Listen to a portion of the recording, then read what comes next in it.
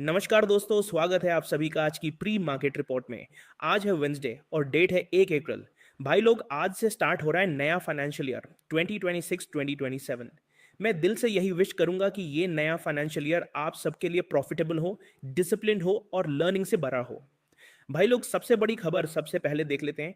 अगर आप कल का ग्लोबल मार्केट देखो, यूएस मार्केट ने जबरदस्त रैली दिखाई। ऐसी रैली जो पूरे मार्च के बेस्ट डेज में से एक मानी जा सकती है। नैस्डैक लगभग 3.83% ऊपर क्लोज हुआ, यानी अराउंड 786 पॉइंट्स का जंप, और डाउ जोन्स इंडस्ट्रियल एवरेज भी 500 से ज्यादा पॉइंट्स ऊपर क्लोज हुआ। स्ट्रॉन्ग रैली देखने को मिली। अब सवाल यह है कि रैली का रीजन क्या रहा? तो भाई लोग, सिंपल सी बात है। ट्रंप ने स्टेटमेंट दिया कि हम ज्यादा देर तक वॉर में नहीं रहेंगे और वॉर जल्दी खत्म होगी। ध्यान रखना, उन्होंने ये नहीं बोला कि वॉर खत्म हो चुकी है, उन्होंने बोला वॉर खत्म होगी। मार्केट को बस एक्सपेक्टेशन चाहिए होती है और वही एक्सपेक्टेशन पे ये रैली आई। दूसरी तरफ ईरान के प्रेसिडेंट मसूद पेजेशकियान ने भी स्टेटमेंट दिया। उन्होंने कहा तेहरान पीस चाहता है लेकिन सिक्योरिटी गारंटीज चाहिए। उन्होंने ये भी बोला कि फ्यूचर में अग्रेशन नहीं होना चाहिए, इसकी गारंटी होनी चाहिए।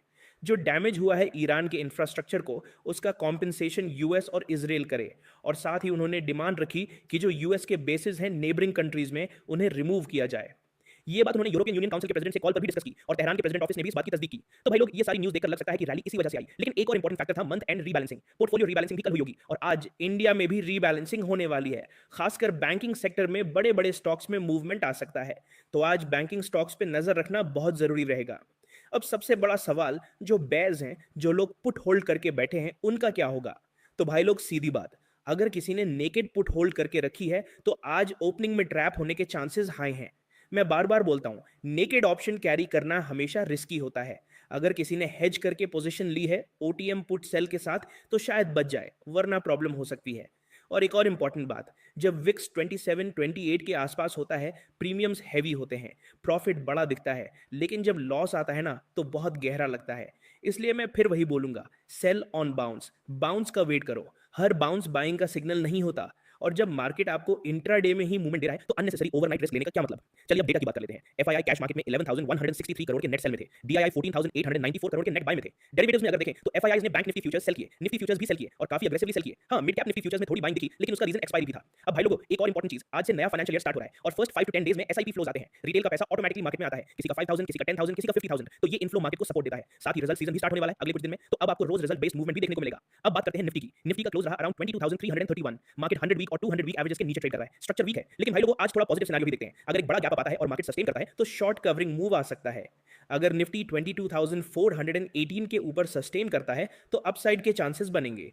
उसके बाद लेवल आता है 22,485 से 22,500।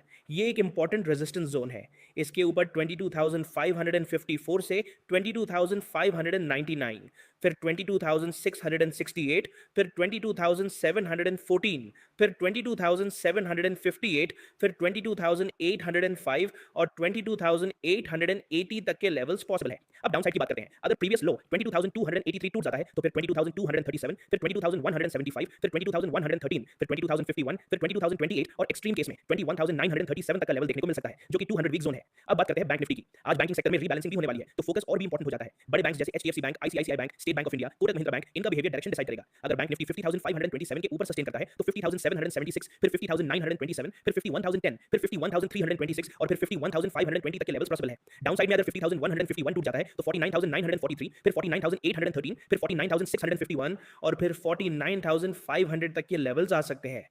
पर्सनली एक्सपेक्टेशन यही है कि एक शॉर्ट कवरिंग बाउंस मिल सकता है। अब बात करते हैं सेंसेक्स की, क्योंकि कल सेंसेक्स की एक्सपायरी भी है। तो भाई लोगों, सेंसेक्स में ओवरनाइट कैरी करना समझदारी नहीं होगी।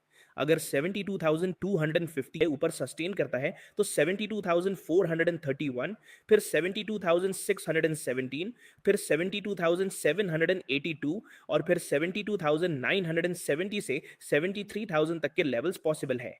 डाउन साइड में अगर 71,774 टूट जाता है, तो 71,524, फिर 71,286 और फिर 71,707 तक के लेवल्स आ सकते हैं।